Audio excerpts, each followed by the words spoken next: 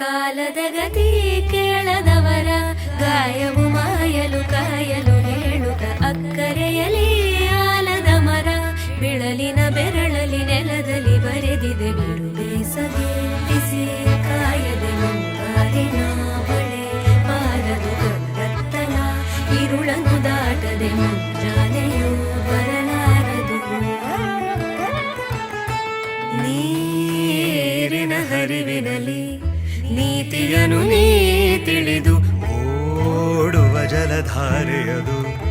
ಓಘ ಎಂದಿಗೂ ನಿಲದು ಮಳೆಯ ನೀರು ಹಳೆಯ ಕಳೆಯ ತೊಳೆಯುತ್ತ ಹಸಿರಿಗೆ ಉಸಿರಾಗದೆ ಮನದ